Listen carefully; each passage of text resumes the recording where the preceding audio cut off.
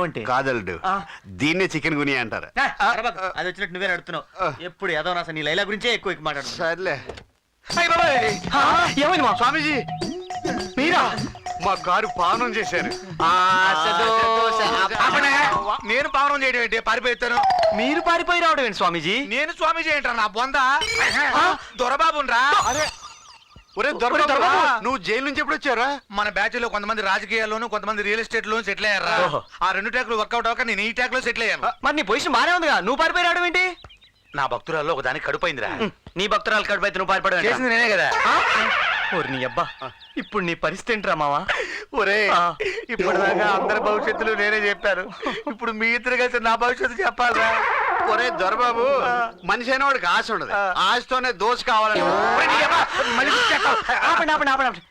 మా ఇంటి ఓనరు నీ పరం భక్తురాలు రా. అదేరా నువ్వు టీవీలో ప్రోగ్రామ్ ఇస్తావు. అదేరా దోశ అప్పడం వాడ మర్చిపోయినట్టున్నావు. అవును షాకులు. ఆవిడే నేను కాపాడాలరా. ఎంగేనా?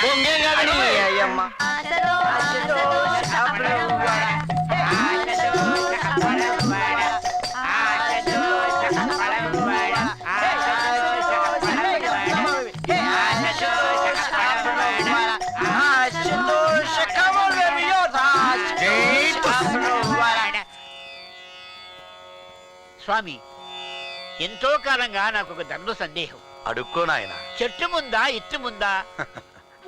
కోడి ముందా గుడ్డు ముందా అంటే ఎలా చెప్పగలం? అంతా సర్వేశ్వరుడి సృష్టి. వీడు సెటిల్ అయిపోతాడు. అదే వీళ్ళలో ఎవరితో సెటిల్ అవుతాడని డౌట్. స్వామి, అజ్ఞానులం, తెలుసుకోలేకపోతున్నాం. ఈ సృష్టి రహస్యం ఏమిటి? ఏముంది పద్మనాభం, అంతా సర్వనామం. ఆహా, ఎంత గొప్పగా సెలవిచ్చారు. ఆశదోష అప్పడం వాడ,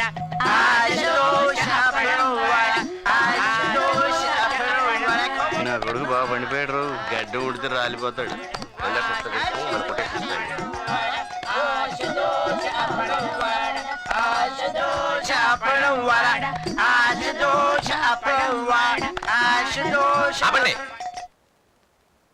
ఈ సన్యాసేవుడు అపచారం. ఆయన అదోవ స్వామీజీ అండి, రోజు టీవీలో వస్తారుగా. అదే టీవీలో ఉండాల్సిన వాడు ఇళ్లలోకి ఎందుకు ప్రవేశించాడా అని. మర్డర్లు చేసేవాళ్లే ఇంట్లో ఉంటున్నప్పుడు మాలాంటి వాళ్ళు ఉంటే తప్పేంటి నాయన? ఒరే లింగం, నీ శేష జీవితం జైల్లో గడపబోతున్నావురా. తప్పు చేసిన వాడికే కాదు, పక్కనున్న వాడికి కూడా శిక్ష తప్పదు.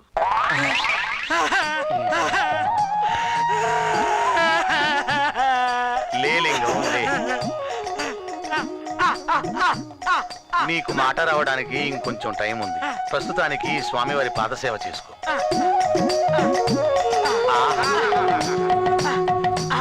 కొంచెం సున్నితంగా పిసుకులింగం. నాయనా గజపతి, నీకు ప్రాణగండం ఉంది.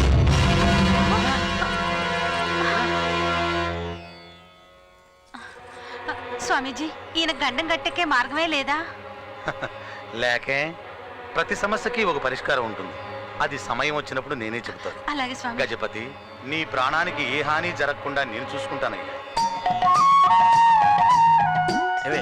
స్వామివారికి భోజనం ఏర్పాట్లు చూడు.